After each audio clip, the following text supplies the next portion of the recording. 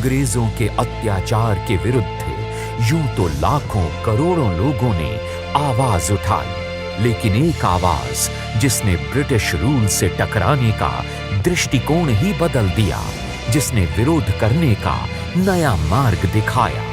किसकी थी वो आवाज? कौन था वो महान व्यक्ति? ऐसा क्या किया था उन्होंने कि सभी ने उनके बताए मार्ग पर चलने की शपथ ली थी?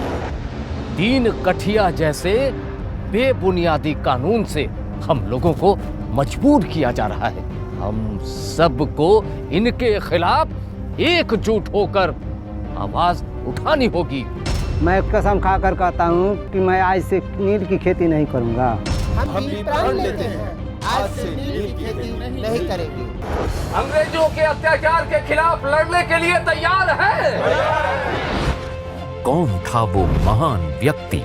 ऐसा क्या किया था उन्होंने कि सभी ने उनके बताए मार्ग पर चलने की शपथ ली थी?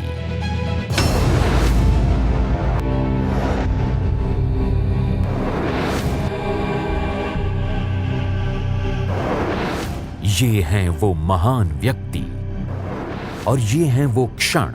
मैं प्रण लेता हूं। जब अंग्रेजों के खिलाफ एक नए प्रकार के विरोध की नींव रखी गई। तक मैं चैन से नहीं बैठूंगा।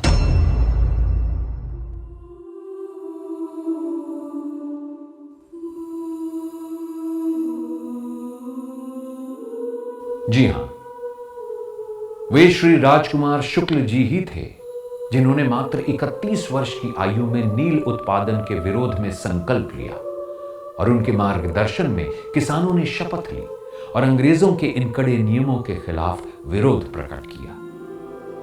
यहां पर विरोध और विद्रोह के बीच के अंतर को भली भांति समझा जा सकता है। विद्रोह में हिंसा होती है जिसे कुचलने में अंग्रेज माहिर थे, लेकिन जब श्री राजकुमार शुक्ल जी ने किसानों को एकजुट किया तो उनकी एकता को तोड़ने में अंग्रेज हुकूमत विफल होने लगी। मुझे बेहद प्रसन्नता हो रही है, गौरव की अनुभूति हो रही है। सबसे पहले तो मैं इस महान धरती का नमन करता हूं।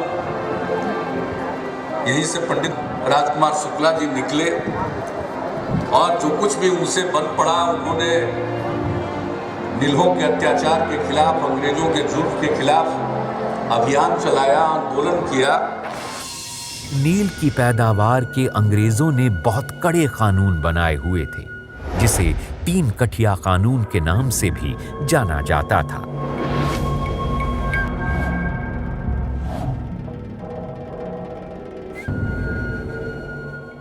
सन 1865 में बने इस बेबुनियाद कानून के खिलाफ ही श्री राजकुमार शुक्ल ने अपनी मुहिम छेड़ रखी थी। वो हर कीमत पर किसानों पर होते इस शोषण को खत्म करना चाहते थे।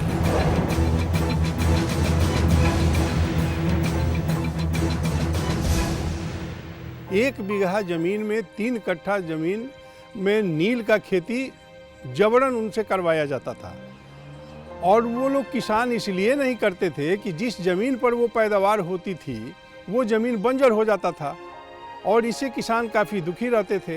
अंग्रेजों ने अपने नफ़ा के लिए, अपने लाभ के लिए उन लोगों पर ज़बरदस्ती 3 कट्ठिया कानून लाया, जो 1 बीघा में आपको 3 कट्ठा ज़मीन में नील की खेती करनी ही पड़ेगी। शुक्ल जी का जन्म चंपारण के एक उन्नत किसान के घर हुआ था और इसी कारण खेती और किसानों से उनका लगाव बचपन से ही रहा था और यही वजह थी कि उन्होंने किसानों की दुर्दशा को बहुत करीब से देखा था। एक तरफ अंग्रेजों का जुल्म और दूसरी तरफ सूद वसूलते जमींदार, दोनों तरफ से पिसते किसानों के लिए कहीं भी कोई राहत नहीं थी। ऐसे में जब राजकुमार शुक्ल ने किसानों के उत्थान के लिए पहला कदम उठाया तो किसानों को आशा की किरण नजर आने लगी। श्री राजकुमार शुक्ल जानते थे कि जब तक लोग किसानों की स्थिति से अवगत नहीं होंगे तब तक किसानों के प्रति किसी भी प्रकार की सहानुभूति और उनके लिए किसी भी प्रकार की सहायता प्राप्त करना कठिन है। साठी विद्रोह और उसके बाद की राजनीतिक घटनाओं को पटना से प्रकाशित होने वाले अखबार बिहारी ने प्रमुखता दी थी और तब इसके संपादक महेश्वर प्रसाद चंपारण के कलेक्टर मिस्टर रेनी से मिलने के लिए आए और उनसे साठी विद्रोह की जांच करने का अनुरोध किया। इससे मिस्टर रेनी बहुत गुस्से में आ गए। उनकी पैरवी पर बिहारी अखबार के संपादक महेश्वर प्रसाद को बर्खास्त कर दिया गया और बिहारी अखबार भी बंद हो गया। राजकुमार शुक्ल का संपर्क बेतिया में टाउन गुरु ट्रेनिंग स्कूल के शिक्षक पीर मोहम्मद मुनीस, पशुपति लाल एवं हरवंश सहाय से था, जो प्रताप अखबार सहित विभिन्न पत्र पत्रिकाओं में छद्म नाम से आलेख एवं समाचार प्रकाशित किया करते थे। राजकुमार शुक्ल उनसे मिले और उन्होंने चंपारण के किसानों की व्यथा उन्हें बताई। ये जो अंग्रेज नीलहे हैं ना, वो किसानों को विरोध करने का दंड दे रहे हैं, लेकिन हमने भी हार नहीं मानी है। हमारा संघर्ष जारी है और जारी रहेगा। लेकिन इस खबर को समाज की दृष्टि में लाने के लिए आपकी पत्रकारिता और आपके प्रसार की आवश्यकता है। आप निश्चिंत रहे शुक्ल जी, हम अपने समाचार पत्र, प्रताप और विभिन्न पत्रिकाओं में इस खबर को प्रकाशित करेंगे। हाँ शुक्ला जी, जरूर प्रकाशित करेंगे। आप लोगों का बहुत बहुत धन्यवाद। अंग्रेजों को यह अनुभव हो गया था कि राजकुमार शुक्ल जी की आवाज को दबाना बेहद जरूरी है। चंपारण के बेलवा कोठी में अंग्रेज एसी इम्मन रहता था, जो वहां के किसानों से नील की खेती करवाता था और उसकी फैक्ट्री में नील का उत्पादन होता था। किंतु वहां के किसानों द्वारा नील की खेती का विरोध किए जाने के कारण उसे बहुत नुकसान हो रहा था और वो ये जानता था कि श्री राजकुमार शुक्ल जी इन किसानों का नेतृत्व कर रहे हैं। ये सारा न्यूज राजकुमार शुक्ला ने फैलाया है, उसको उड़ने से पहले उसका फर काटना पड़ेगा। इसलिए उसने शुक्ल जी के खिलाफ षड्यंत्र किया और उन्हें जेल भिजवा दिया।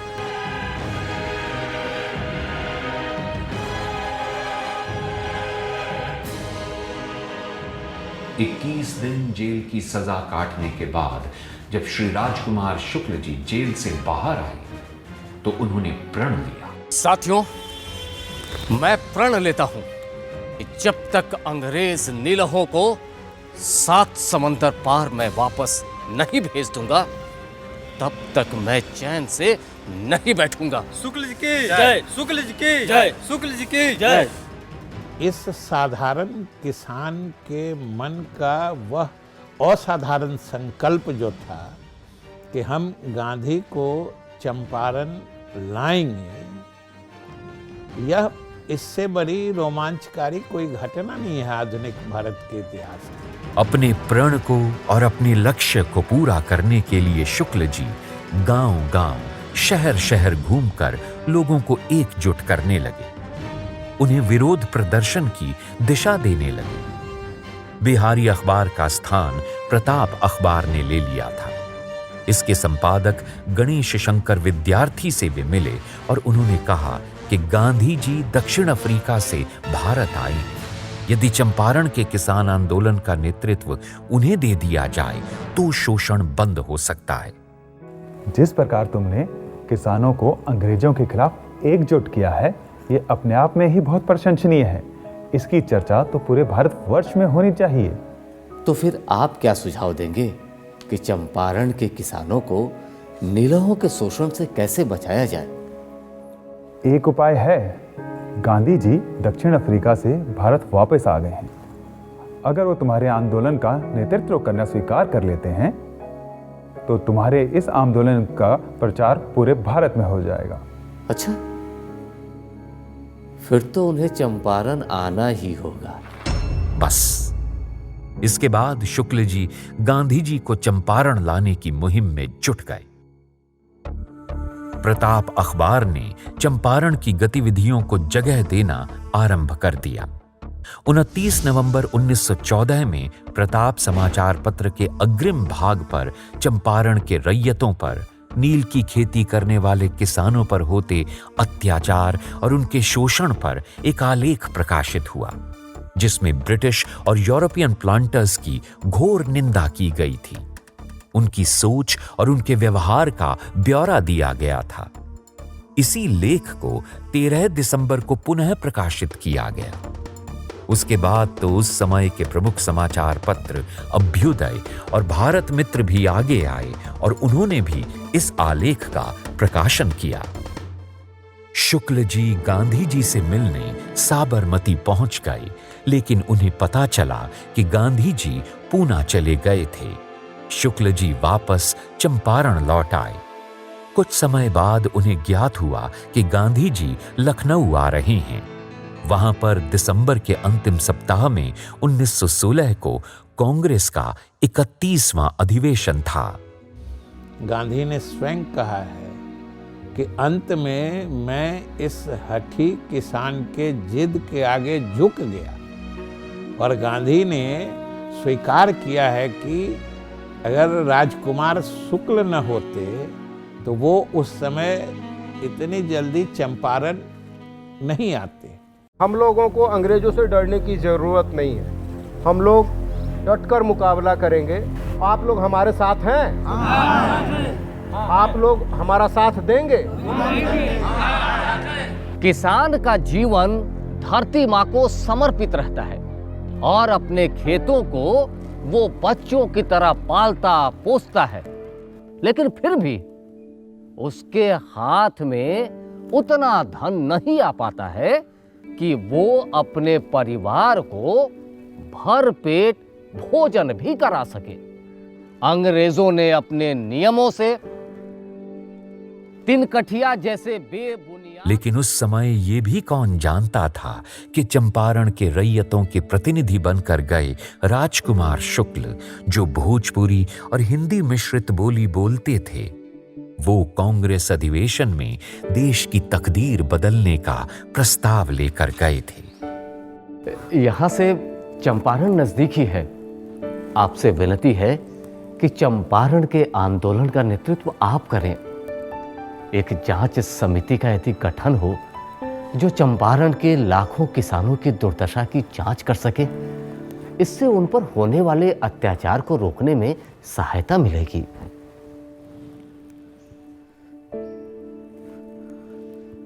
जब तक चंपारण के बारे में मैं सब कुछ जान नहीं लूँगा, तब तक मैं कुछ भी कहने में असमर्थ हूँ।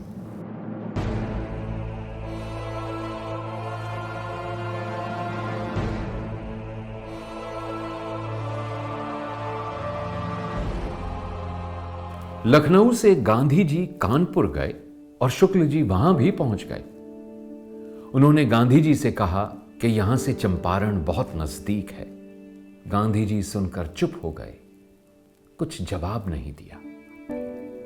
पर इसके बाद जब वहां गांधी जी ने शुक्ल जी को आश्वस्त किया कि वे चंपारण जाएंगे, शुक्ल जी खुश हुए और उन्होंने उनको धन्यवाद दिया।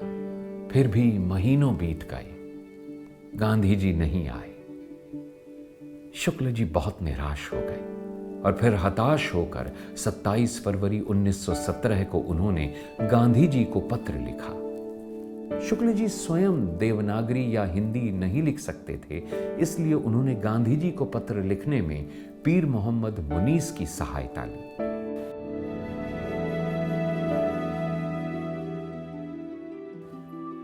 किस्सा सुनते हो रोज औरों के,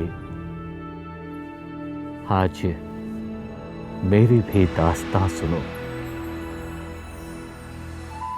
आपने उस अनहोनी को प्रत्यक्ष कर कार्य रूप में परिणत कर दिखलाया, जिसे टॉल्स्टॉय जैसे महात्मा केवल विचार करते थे। इसी आशा और विश्वास के वशीभूत होकर हम आपके निकट अपनी राम कहानी सुनाने को अभिलाषी हैं, आपका दर्शनाभिलाषी राजकुमार शुक्ल। इतने भावुक पत्र को पढ़कर पत्थर भी पिघल जाएं, तो फिर गांधी जी प्रभावित कैसे नहीं होते। उन्होंने प्रत्युत्तर में लिखा कि वे 7 मार्च को कलकत्ता पहुंच रहे हैं, किंतु नियति देखिए, यह पत्र शुक्ल जी तक पहुंच नहीं पाया। पर शुक्ल जी की इच्छा शक्ति और उनकी भक्ति को जैसे ईश्वर ने अनुभव कर लिया था और किसी दूसरे तरीके से यह सूचना शुक्ल जी तक पहुंची। शुक्ल जी देखिए क्या छपा है।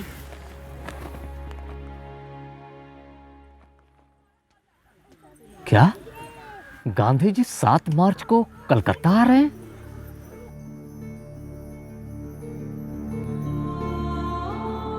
शुक्ल जी को कलकत्ता पहुंचने पर जानकारी मिली कि गांधी जी कलकत्ता आए तो थे, लेकिन वे वापस चले गए। शुक्ल जी की गांधी जी से भेंट नहीं हो सकी और वे वापस चंपारण चले आए। महात्मा गांधी ने 16 मार्च को एक पत्र राजकुमार शुक्ल को चंपारण के पते पर भेजा, लेकिन वह पत्र राजकुमार शुक्ल को समय पर नहीं मिल सका। उस पत्र में महात्मा गांधी ने वर्णन किया था, जो मैं कलकत्ता आ रहा हूं, आप मुझसे आकर मिल सकते हैं। दूसरा पत्र महात्मा गांधी ने 20 मार्च को लिखा और उसमें उन्होंने कलकत्ता से चंपारण आने का रास्ता पूछा था, मुजफ्फरपुर होते हुए। लेकिन इस पत्र में उन्होंने महात्मा गांधी ने विस्तार से यह नहीं लिखा था जो किस तारीख को कलकत्ता पहुंच रहे हैं। 5 तारीख को महात्मा गांधी का टेलीग्राम राजकुमार शुक्ल को मिला, 5 अप्रैल को, जिसमें उन्होंने यह लिखा जो वो 7 तारीख को कलकत्ता पहुंच रहे हैं और भूपेंद्र नाथ बसु के घर पर रुकेंगे और वहीं पर आकर के वो मिलें। शुक्ल जी की खुशी का ठिकाना नहीं था। उनका सपना पूरा होने का रास्ता प्रशस्त हो रहा था, इसलिए वे 5 अप्रैल को मुजफ्फरपुर पहुंचे। कलकत्ता चलने को तैयार हुए तो पता चला कि हीरालाल साहा और रामदयाल साहा की माता का निधन हो गया है और वे दाह संस्कार करने के लिए सिमरिया जा रहे हैं। इसी गाड़ी पर सवार होकर शुक्ल जी भी सिमरिया पहुंचे और फिर स्टीमर से मोकामा आए।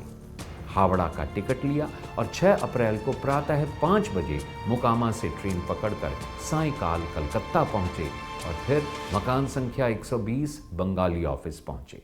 8 अप्रैल को भूपेंद्र नाथ बसु के यहाँ पहुंच गए। भूपेंद्र बाबू के घर पर मालूम हुआ जो अभी उनको महात्मा गांधी को लाने के लिए गाड़ी गई हुई है और वे आने ही वाले हैं। महात्मा गांधी से उनकी मुलाकात 8 तारीख को हुई और दोनों आदमी का कार्यक्रम बना जो 9 तारीख को वापस चंपारण चला जाए। और 9 तारीख को शाम में 3:30 बजे राजकुमार शुक्ल महात्मा गांधी को लेकर के जब ट्रेन में सवार हुए, तब उन्हें लगा जो उनका जुगों जुगों का सपना जो उनके मन में था चंपारण के रैयतों के शोषण को दूर करने का, वह आज पूरा हो रहा है। 10 तारीख को महात्मा गांधी को लेकर के बांकीपुर पहुँचे, जो उस समय पटना का स्थान था, और फिर राजेंद्र बाबू के घर पर आए। उसके बाद मजरूल हक के घर पर आए और उसी दिन महात्मा गांधी ने निश्चय किया जो हम मुजफ्फरपुर चलें, क्योंकि मजरूल हक ने सलाह दिया था कि चंपारण जाने से पहले अंग्रेज अधिकारियों और नीलों के प्रतिनिधि से उन्हें मिलना जरूरी है। रात में 1 बजे महात्मा गांधी ने जेबी कृपलानी को तार से सूचना दे दी और रात में 1 बजे जब वह मुजफ्फरपुर स्टेशन पर पहुंचे तो जेबी कृपलानी अपने छात्रों के साथ उन्हें आगवानी के लिए पहुंचे हुए थे। सबसे पहले महात्मा गांधी को भूमियार ब्राह्मण कॉलेज के हॉस्टल में मलकानी साहब के रूम में रखा गया। उसके दूसरे दिन मुजफ्फरपुर में कुछ वकील उनसे मिलने आए और महात्मा गांधी अगले दिन 11 तारीख को गया प्रसाद सिंह के घर पर में जाने के लिए राजी हुए। 12 तारीख को सुबह में गया प्रसाद सिंह उन्हें अपने घर पर ले आए और इसी बीच में महात्मा गांधी ने प्लांटर्स एसोसिएशन के सचिव विल्सन और तिरहुत के कमिश्नर LF मोर्शीद से मुलाकात किया।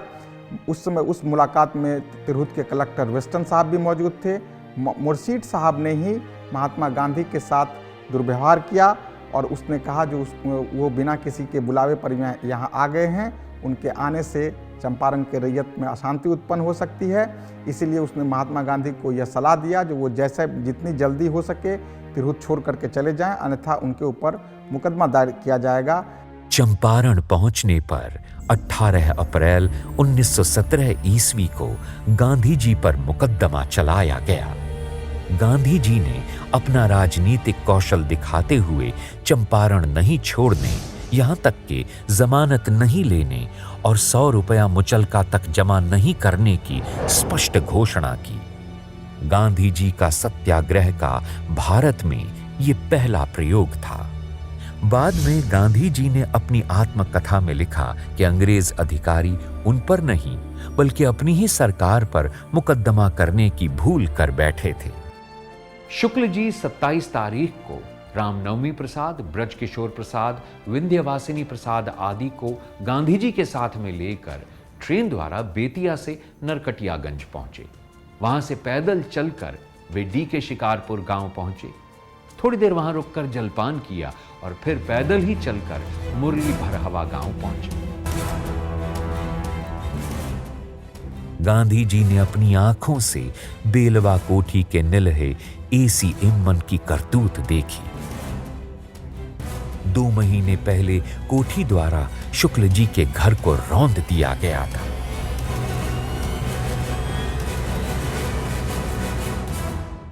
घर की ठठरी उजड़ी पड़ी थी। कोठी द्वारा शुक्ल जी के खेतों में लगी फसल को मवेशियों से चरा दिया गया था। गांधी जी के सामने वे लोग भी आए जिनके मवेशियों द्वारा खेत चरा दिया गया था और उन लोगों ने इस बात को गांधी जी के सामने स्वीकार भी किया। शुक्ल जी ने गांधी जी से कहा कि मैंने जब उन्हें आते देखा तो भागने का कोई उपाय नहीं देखकर अपनी जान बचाने के लिए बड़े बड़े घास के बोझों के बीच मैं छुप गया।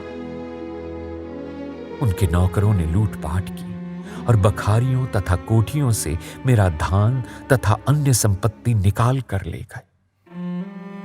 मेरा घर ढा दिया गया और दरवाजे के खंभे तथा छप्पड़ गिरा दिए गए। लगभग 2500 की संपत्ति लूट ली गई और खेतों में जो भी फसलें खड़ी थीं उन्हें कई दिनों तक मवेशियों से चराया गया।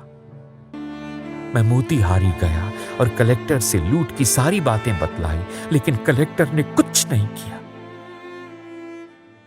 गांधी जी यहां से चलकर बेलवा कोठी के इम्मन से मिलने गए और रात्रि विश्राम राउत नामक गृहस्थ के घर पर किया और दूसरे ही दिन वे बेतिया लौट आए। इसके बाद गांधी जी गांव-गांव घूमकर रैयतों से मिलते रहे।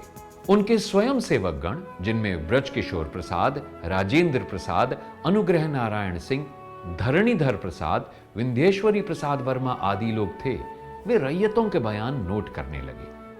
बेतिया और मोतीहारी में ये काम होते थे और गांधी जी जगह जगह जाकर रैयतों से मिलते थे।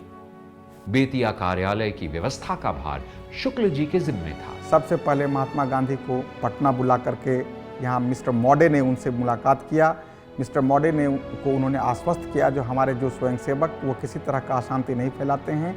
इसके बाद महात्मा गांधी को गेट ने, जो उस समय में लेफ्टिनेंट गवर्नर थे, रांची बुलाया और दोनों के बीच हुई बातचीत का परिणाम यह हुआ जो चंपारण के पूरे अफेयर्स की जांच के लिए, पूरे मामलों की जांच के लिए एक विशेष समिति का गठन किया गया, जिसके अध्यक्ष FG सलाई हुआ करते थे। रैयतों के प्रतिनिधि के रूप में महात्मा गांधी को भी रखा गया।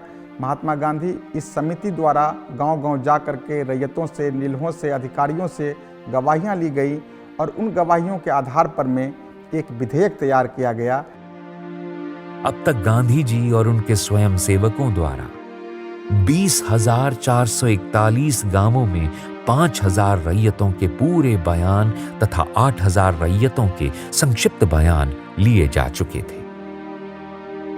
15 जुलाई से जांच समिति का काम शुरू हो गया।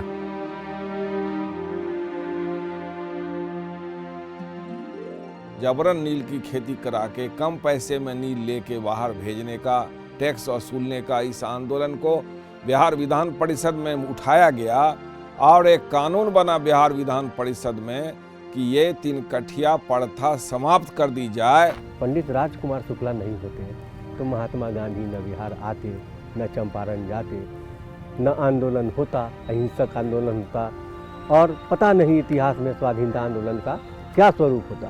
एक विधेयक तैयार किया गया जिसका नाम चंपारण एग्रेरियन बिल अथवा चंपारण कृषि विधेयक था। वह 18 फरवरी 1918 को विधान परिषद में पारित हुआ और इसके पारित होने से ही चंपारण में 3 कठिया प्रथा का हमेशा हमेशा के लिए अंत हो गया, जिसकी लड़ाई के लिए राजकुमार शुक्ल ने अपने जीवन और अपनी जवानी को कुर्बान किया था। 18 फरवरी 1918 को चंपारण कृषि विधेयक बिहार विधान परिषद से पारित हुआ और इस प्रकार तिनकठिया प्रथा की समाप्ति हुई। साथ साथ किसानों को निलहों के शोषण से मुक्ति भी मिल गई। राजकुमार शुक्ल जी के पूर्ण विश्वास, अनवरत कर्म और इच्छा शक्ति के कारण उनका यह असंभव सा सपना पूरा हो गया।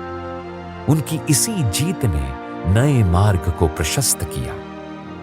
गांधी जी को चंपारण सत्याग्रह ने पूरे देश का नायक बनाकर प्रस्तुत भी कर दिया। ये राजकुमार शुक्ल की दूरदृष्टि और अथक प्रयास था कि गांधी जी चंपारण आए। उन्होंने सत्याग्रह को पहली बार भारत में सफलतापूर्वक क्रियान्वित किया और बाद में स्वतंत्रता संघर्ष का ये नया हथियार भी बना। इसके कारण अंग्रेजों को घुटने टेकने पड़े और अंततः भारत को आजादी मिली। महात्मा गांधी ने सर्वप्रथम सत्याग्रह आंदोलन का बिगुल यही फूंका। मोहनदास करमचंद गांधी जी को महात्मा बनाने वाली बिहार की चंपारण की ही पवित्र भूमि है। चंपारण सत्याग्रह की इतनी अहमियत है, इतनी महत्ता है, उसका इतना महत्व है कि 30 साल के अंदर ये देश इतना जाग उठा कि मुल्क आजाद हुआ और अंग्रेजों को भारत छोड़कर जाने के लिए मजबूर होना पड़ा। तो चंपारण की बहुत अहमियत है, बिहार का बहुत महत्व है।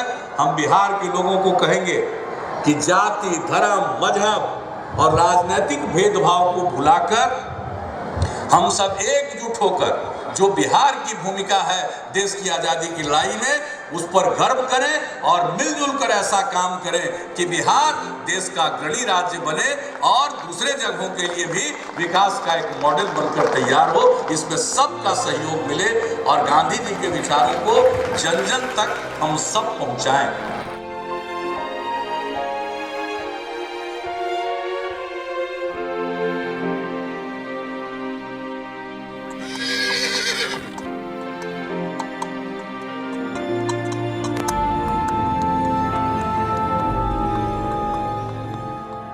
अब तो बहुत खुश हो गए तुम।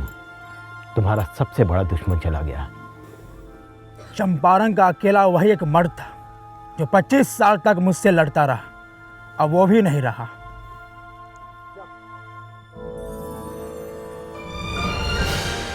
स्वयं माननीय नीतीश कुमार जी एक स्वतंत्रता सेनानी के पुत्र हैं। उनको इस बात का दर्द का एहसास है कि स्वतंत्रता सेनानियों का सम्मान इस राज्य के लिए महत्वपूर्ण है और बिहार की गौरव गाथा में कि राजकुमार शुक्ल एक ऐसी शख्सियत इस राष्ट्रीय आंदोलन के विमर्श में थे जिसने चंपारण के किसानों को मुक्ति दिलाने में मार्ग प्रशस्त किया। उनको बौद्धिक जगत में महत्वपूर्ण फलक देना और राष्ट्रीय विमर्श का विषय माननीय नीतीश कुमार जी ने बनाया। राजकुमार शुक्ल जी के दूरदृष्टि और अथक प्रयास का ही फल था कि गांधी जी चंपारण आए। जिस स्वतंत्रता आंदोलन के बल पर यह देश आजाद हुआ, उसकी बुनियाद तो चंपारण में पड़ी। तो स्वाभाविक रूप से भारत के स्वतंत्रता आंदोलन की जननी और जन्मभूमि बिहार ही है। हृदय से राजकुमार शुक्ल जी को नमन है। उनके नव दृष्टिकोण को नमन है जिसने देश में स्वतंत्रता आंदोलन के स्वरूप को ही बदल डाला।